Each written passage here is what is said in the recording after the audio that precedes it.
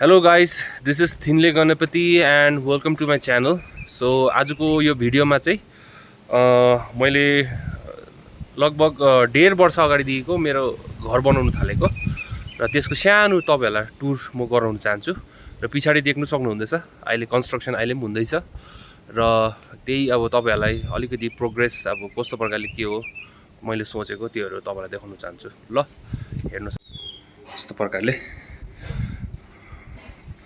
यो चाहिँ अब हाम्रो वास्तु अनुसारले इस्टपट्टि पूर्वपट्टि फर्केको जसमा चाहिँ बिहानै यसरी घाम आएपछि चाहिँ यो मूल दरवाजाबाट यहाँनिर एउटा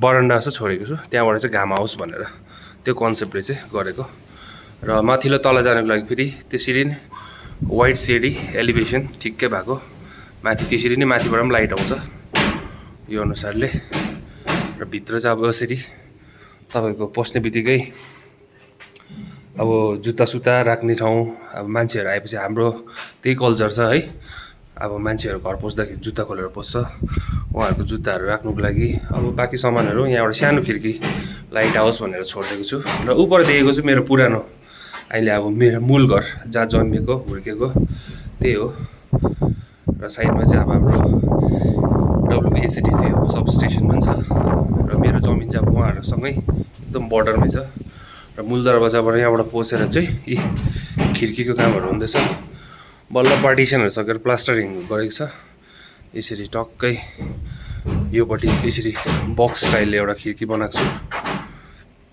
यो पश्चिमपट्टि चाहिँ अब हाम्रो हिगा छोलिङ मोनेस्ट्री छ यता स्टर्लिङ रिजोर्ट्सहरु छ यस्तो प्रकारले र यहाँनिर चाहिँ तपाईको टोयलेट एउटा सोचेको छु टोयलेट यसको पनि काम हुँदैछ चल्दैछ भर्खर अब स्यानिटरी पम्पिङको इन्स्टलेसनहरु गरेको छ हो कन्सिल गरेर र अब पछि यसको काम भएपछि यो सबै कन्सिल हुन्छ यहाँनिर पनि एउटा खिड्की छोडेको छु अन्त यसरी आएर चाहिँ यहाँ चाहिँ अब ओपन किचनको एरिया यसरी छोडेको छु र यहाँ पनि अब वास्तु अनुसारले घरमा उज्यालो होस् हावा खेलोस् लाइट आओस् भनेर चाहिँ छोडेको पछि यहाँनिर अब हेर्न सक्नुहुन्छ इलेक्ट्रिसिटीको अब यहाँ इलेक्ट्रिकल इन्स्टलेसनको लागि जग्गा छोडेको छु पछि अब यहाँनिर किचन स्ल्याब टेबलको लागि छोडेको छु र त्यसरी नै यहाँनिर अब ओपन किचनको कन्सेप्ट यहाँनिर डाइनिङ हल जस्तो गरेर एउटा बरन्डा पछि एउटा स्लाइड ठुलो दैलो आउने छ अन्त यहाँबाट अर्को एउटा रुम यहाँनिर खिड्कीको काम चलिरहेको छ यो चाहिँ हाम्रो विपुल दा काठको एकदम राम्रो मिस्त्री कुचबिहारबाट आएको हाम्रो एकदम राम्रो काम गर्छ हेर्नुहोस् फिनिसिङ एकदम राम्रो फिनिसिङ दिएको छ यहाँनिर पाल्लाको यसरी बिटहरु हालेर मोल्डिङहरु यस्तो प्रकारले गरिदिएको छ र इन्स्टलेसन हुँदैछ खिड्कीको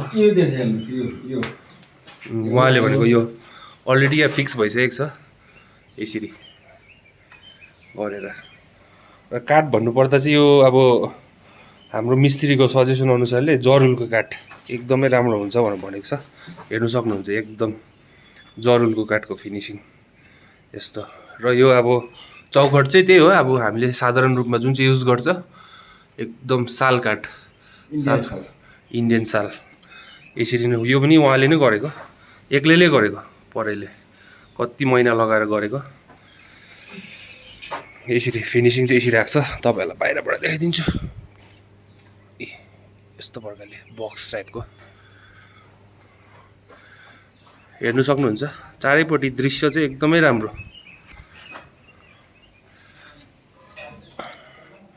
र त्यसरी नै अर्को यहाँपट्टि खिड्की अहिले फिलहाल चाहिँ हाम्रो काठ मिस्त्रीले चाहिँ यो उसको वर्कसप एकदम काम गर्ने रुम यहाँनिर यतापट्टिको खिड्कीहरु चुक्कुल सुक्कुल लगाएर एकदम इन्स्टलेसनको लागि रेडी छ हेर्नुहोस् अहिले पालिस नगरिकन यस्तो खालको फिनिसिङ छ यस्तो प्रकारले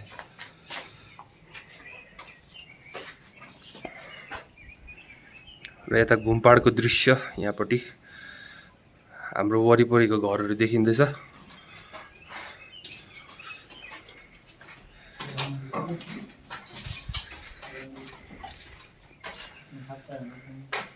योपट्टि प्लास्टरिङ हुँदैछ आज उतापट्टि डिलपट्टि। अब हाम्रो यो मिस्त्रीहरू चाहिँ एकदमै राम्रो मिस्त्रीहरू छ। अब यस्तो डेन्जरमा यसरी हेर्नुहोस् लगाएर मच्याङ लगाएर काम गर्दैछ। यहाँदेखि देख्नु सक्नुहुन्छ भिड कस्तो छ। र यो रेलिङ चाहिँ अब मैले नै बनाएको डिजाइन गरेको हो। अब यसको चाहिँ कन्सेप्ट कस्तो छ भनेपछि अब जतिसक्दो हाम्रो घरमा चाहिँ अब लच्छिनको साइनहरू होस्, त्यो बिचमा चाहिँ हाम्रो जुन चाहिँ स्वास्तिक साइन छ त्यसले इन्सपायर्ड हो। यहाँबाट हेर्नुहुन्छ एकदम बिचको चाहिँ तपाईँले अलिक छर्के हेऱ्यो भने चाहिँ यस्तो प्रकारले हेऱ्यो भने चाहिँ स्वास्तिकको साइन चाहिँ यहाँबाट गर्नु सक्नुहुन्छ। तपाईँहरूले पनि अब आफ्नो घरहरू बनाउनु हुँदैछ, रेलिङहरूको डिजाइनहरू गर्नु सक्छन्। यो डिजाइन चाहिँ एकदमै राम्रो हो, मैले नै गरेको यो। तपाईँहरूलाई अब एकदम मेजरमेन्टहरू चाहिन्छ कति हो भने चाहिँ अब तपाईँहरूले मलाई मेसेज गर्नुहोस्, म तपाईँहरूलाई डिजाइन पनि पठाइदिन्छु र यसको मेजरमेन्टहरू पनि पठाइदिन्छु।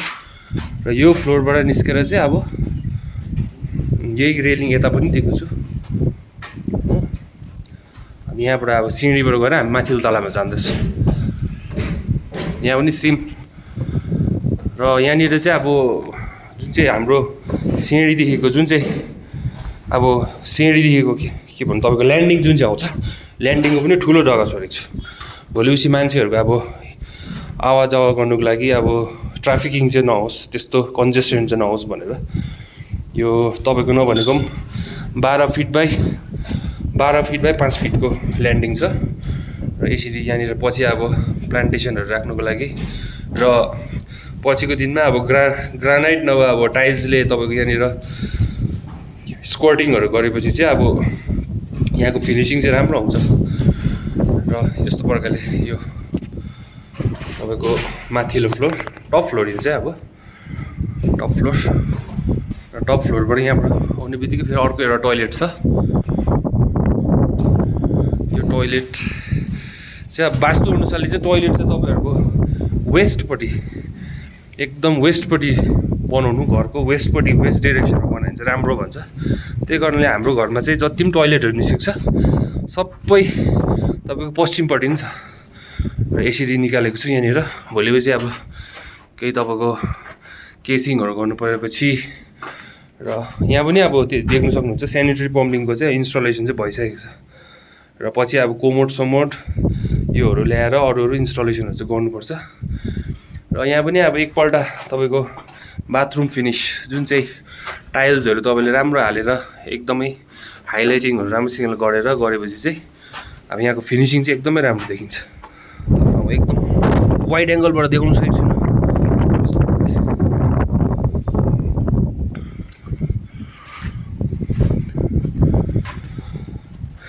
र यहाँबाट पनि अब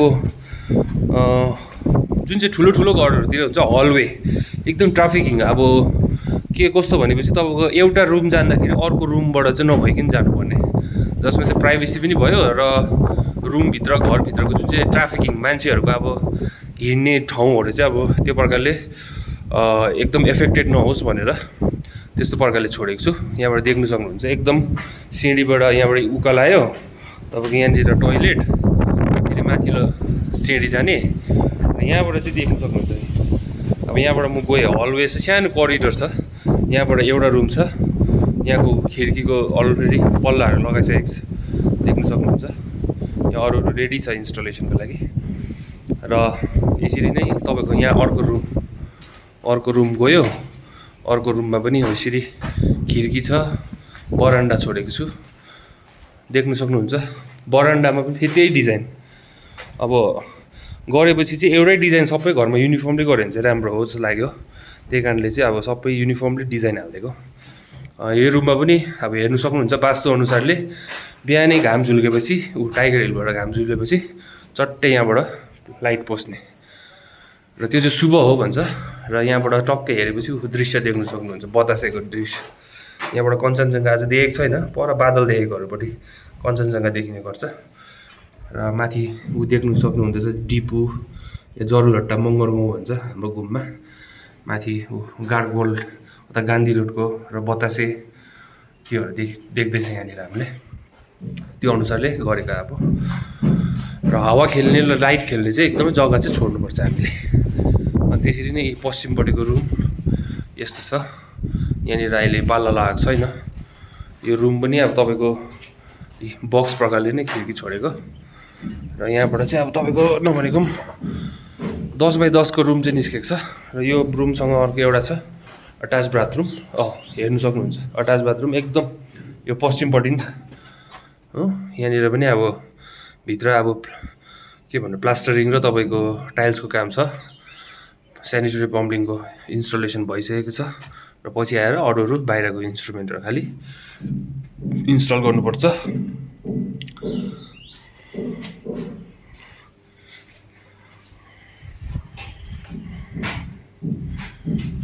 अलरेडी कन्सिल भइसकेको छ यहाँनिर इलेक्ट्रिक कनेक्सनको लागि।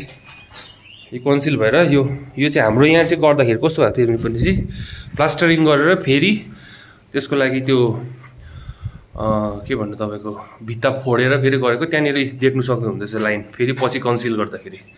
र यो चाहिँ के पनि मान्छेले अब प्लास्टरिङ गर्नुभन्दा अगाडि पनि इँटामै फोडेर गर्छ। यो चाहिँ तपाईँले अब त्यसको बादमा पनि गर्नु सक्नुहुन्छ। तर एउटा कुरा चाहिँ याद गर्नु क्युरिङ गर्दाखेरि चाहिँ पछि फेरि यो एरियामा चाहिँ क्युरिङ गर्छ। मान्छेहरूले चाहिँ अब यसरी गर्दाखेरि छोडिदिन्छ पछि क्युरिङ हुँदैन। पुरै भित्ता उयो भएको हुन्छ क्युरिङ भएको हुन्छ। तर त्यो पर्टिकुलर क्र्याक भएको अथवा त्यो फोडेको ठाउँ चाहिँ अब क्युरिङ ठिक प्रकारले गरिँदैन र एकदम इग्नोर गर्नु पछि क्र्याकहरू चाहिँ त्यहाँबाट डेभलप हुन्छ। यो अनुसारले गरेको छ हामीले। यो अनुसारले यहाँनिर अर्को एउटा ठुलो अब हाम्रो सिटिङ रुम भन्नु साधारण भाषामा है। किनभने अब यसो मान्छेहरू आउँदाखेरि बसाउने ठाउँ लिभिङ एरिया टाइपको।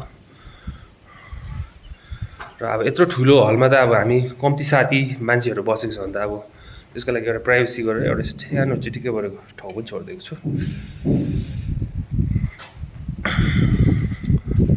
र अब यसको माथि चाहिँ तपाईँहरूको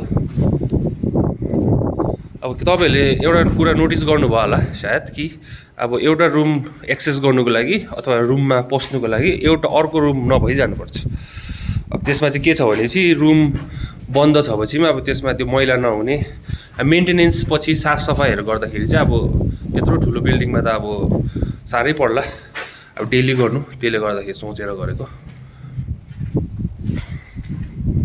यहाँ एउटा रुम छ देखिसक्नुभयो पल्ला लगाइसकेको छ। पल्लाको फिनिसिङ तपाईँहरूलाई देखाइदिइहाल्छ अझै एकपल्ट यस्तो प्रकारले।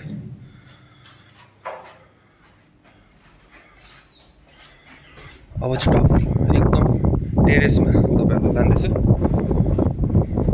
यहाँ चाहिँ अब एउटा पछि स्लाइडिङ खिड्की टाइपको गर्नुको लागि एउटा यहाँबाट पनि जसमा चाहिँ लाइट हाउस भनेर त्यो गर्दाखेरि किनभने अब तपाईँहरूको पूर्व झुल्केपछि त अब यसरी गएर पश्चिममा अस्ताउने हो। दिनभरि चाहिँ 12 आवर्स चाहिँ तपाईँको यहाँनिर घाम आउँछ भने छोडेको एकदमै हावा चलिरहेको छ आज। र यो गएर चाहिँ अब हाम्रो एकदम टेरेसको एन्ट्री यहाँबाट टेरेस।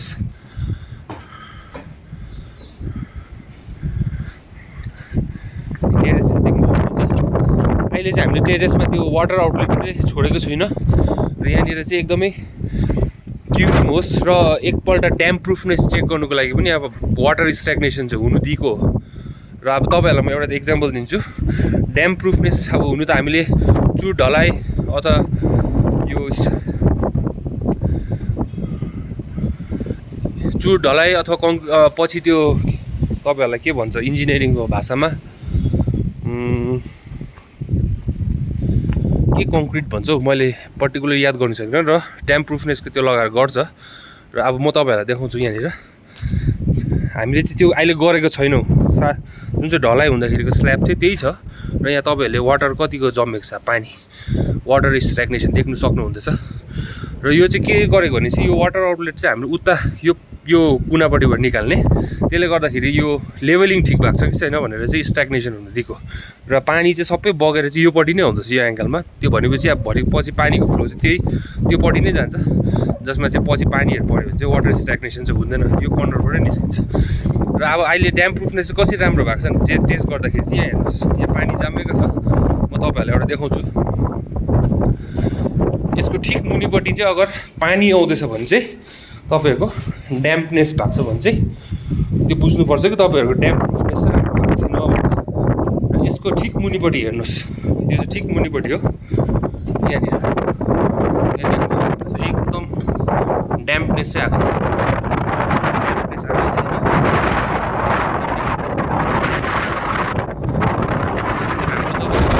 हामीले ड्याम प्रुफिङको लागि जुन चाहिँ सल्युसन मिक्स गरेको थियो त्यसले पनि राम्रो काम गरेको छ। र यसको बादमा अब तपाईँले चुर ढलाइ अथवा ड्याम प्रुफनेसको त्यो सल्युसनहरू लगाएर, इमल्सनहरू लगाएर पनि अब अझै 100% तपाईँको ड्याम प्रुफनेस हुन्छ। र यस्तो प्रकारको छ हेर्नुहोस्, चारैपट्टि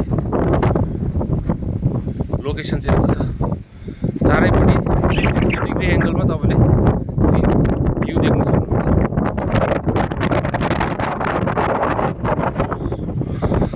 र माथि छत रेलिङहरू त्यो अनुसारले नै गरेको छु।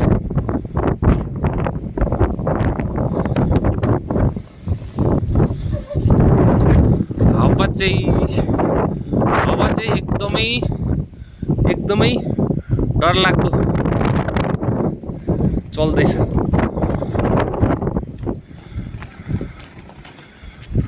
तपाईँहरूलाई म घुम एमटी रोडको दृश्य देख्न सक्नुहुन्छ। पोर्सन अफ जोरबङ्लो पनि पर देखिँदैछ, टाइगर हिल योपट्टि, मगर गाउँ पर देख्न सक्नुहुन्छ। साक्या गुम्बाको टुप्पा पनि देखिँदैछ, डिपु, घुम बोइज हाई स्कुल पर, गान्धी रोड, हाम्रो भेडीखानको गुम्बा,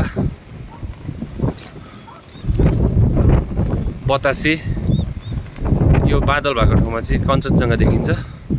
योपट्टि तपाईँको आएर यसरी स्टर्लिङ रिजोर्ट्स र उता यो धुपीको रुखहरूको यता मुनि चाहिँ हाम्रो पुरानो गुम्बा हिगा छेलुङ मोनेस्ट्री त्यहाँ छ, अवस्थित छ।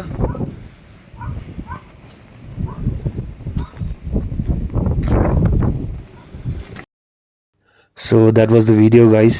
आशा गर्दछु तपाईँहरूलाई यो भिडियो मन पर्यो भनेर, र तपाईँहरूले यो मेरो च्यानललाई लाइक, सब्सक्राइब अनि सेयर गरिदिनु होला।